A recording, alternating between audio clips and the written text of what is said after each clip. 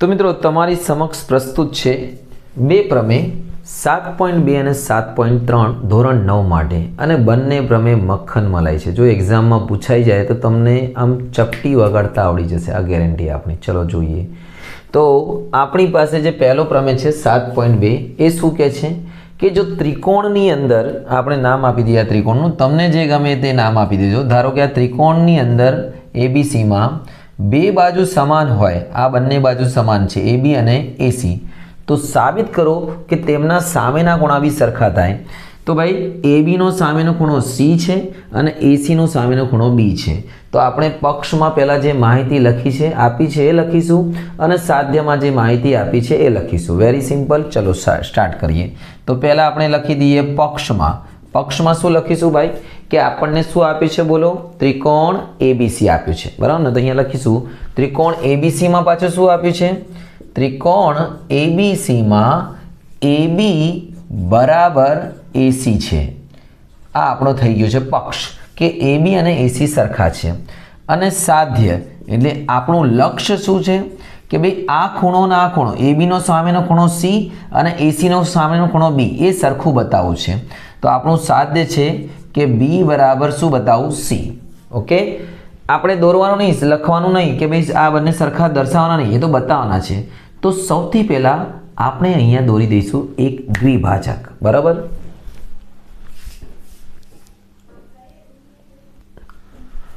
તો મિત્રો આ આપણે દ્વિભાજક દોર્યો છે જેનું નામ આપી દઈએ આપણે AD। હવે દ્વિભાજકની ખાસિયત શું છે ખબર છે? કે જે બંને ખૂણાને સરખા ભાગ કરે એનો દ્વિભાજક। તો આપણે સાબિતીમાં લખીશું કે ભાઈ સાબિતી કે ત્રિકોણ ABC માં ખૂણા A નો દ્વિભાજક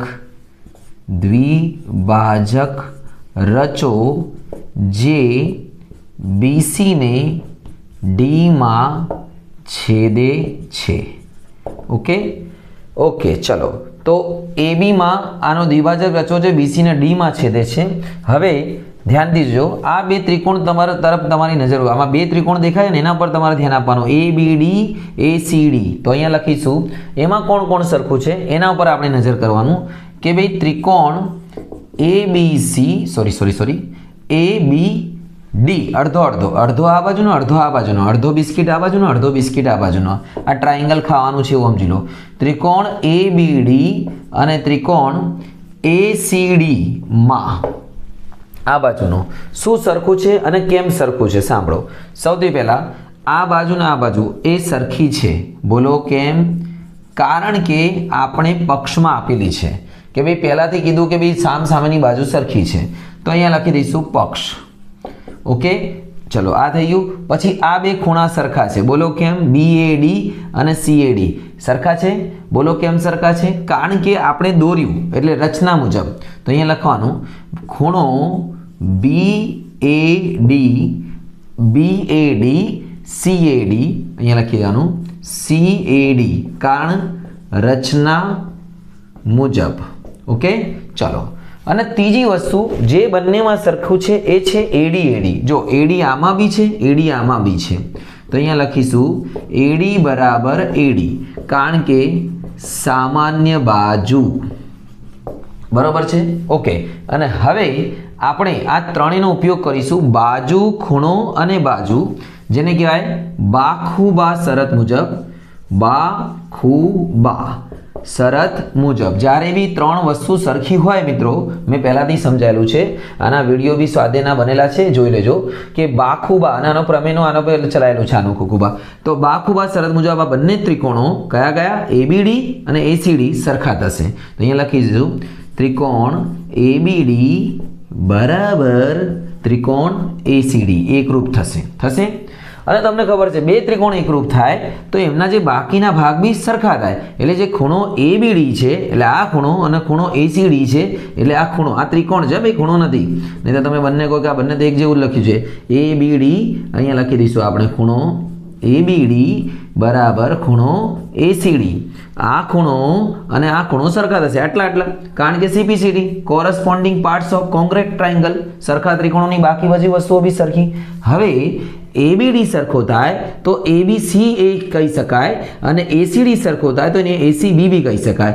D ને C સુધી લંબાઈ દો, આ D ને B સુધી લંબાઈ દો એટલે ABD ને ACB લખી દો તો બી ચાલે.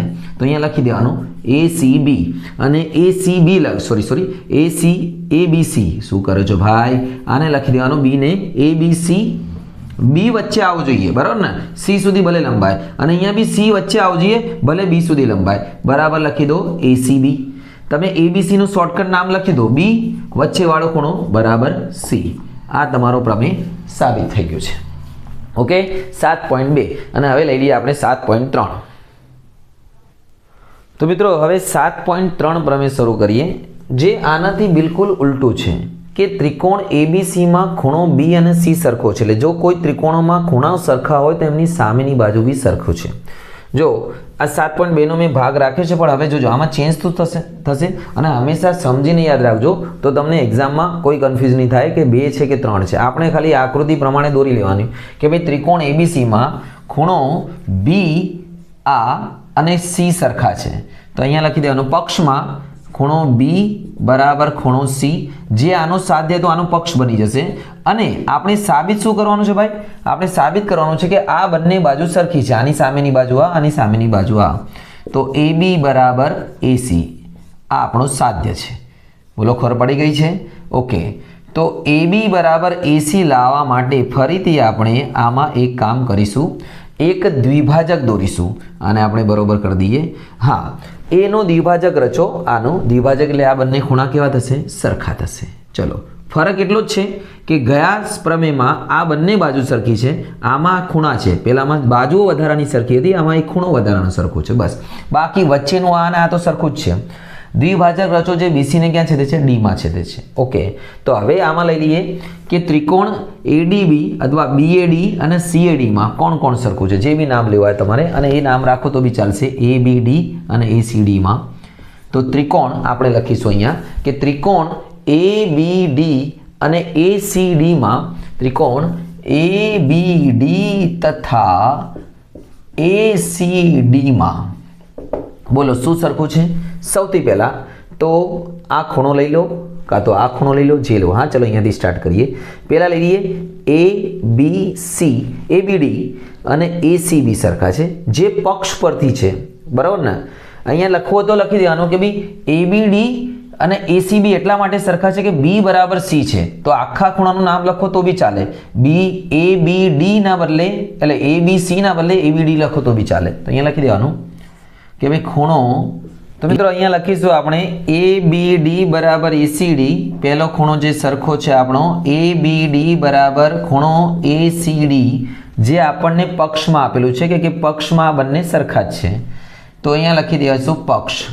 બીજો ખૂણો BAD અને CAD, ખૂણો BAD બરાબર CAD, જે આપણે રચના કરી છે ને દ્વિભાજકની, એના લીધે આ બંને ખૂણા સરખા પડે છે.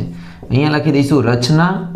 અને ત્રીજો બાદ છે જે બાજુની છે, જે છે બંનેમાં સરખી, એ છે AD બરાબર AD. AD બરાબર AD એટલે આને કહેવાય સામાન્ય બાજુ, કોમન સાઈડ. બંનેમાં છે આ સામાન્ય બાજુ. ઓકે, હવે આપણે 3 વસ્તુ સરખી થઈ ગઈ, 3 ડેટ્સ પૂરા થઈ ગયા છે, એટલે માટે લખી દો કઈ કઈ 3 વસ્તુ સરખી છે? આ એક ખૂણો, આ ખૂણો અને આ બાજુ. તો કઈ શરત લાગશે? બા શરત મુજબ બંને ત્રિકોણો ABD એકરૂપ થશે ત્રિકોણ ACD ABD ACD. ઓકે, અથવા BAD CAD અથવા ADB ADC, જે રીતે લખો થશે. અને માટે બાકીની બે બાજુઓ બી સરખી થશે. એટલે આ બે બી સરખી થઈ જશે કે જો ત્રિકોણો એકરૂપ હોય તો બાકી બધી વસ્તુઓ સરખી થાય. અને અહીંયા કારણ આપી દેવાનું CPCT, એ જ દર્શાવે છે કે સરખા ત્રિકોણોની બાકીની વસ્તુઓ બી સરખી થાય. તો મિત્રો આ એક ઇઝી પ્રમેય છે જે તમારો સાબિત થઈ ગયા. બંને પ્રમેય જોડે કરવાનું એ જ કારણ કે એક્ઝામમાં તમને જે બી પૂછાય તમને સમજીને સાબિત કરવાનું, દ્વિભાજક દોરવાનું, 3 વસ્તુ સરખી બતાવવાની, એટલે તમારો પ્રમેય પૂરો. મિત્રો આશા રાખું છું તમને ઇઝીલી ખબર પડી ગઈ, એક જ વખતમાં આવડી જશે. બીજા નામ લખીને નામ લઈને દોરીને લખી દેવાનો એટલે પાક્કું થઈ જશે, બીજી વખત જોવાની બી જરૂર નહીં પડે. તો તૈયારી કરો, આગળ વધો. શુભમ. અને આ મિત્રો ચેનલ પર ના હોય તો સબસ્ક્રાઈબ જરૂર કરશો, જેથી તમને તમારા કામના વિડીયો મળતા રહે, બહુ કામમાં આવશે.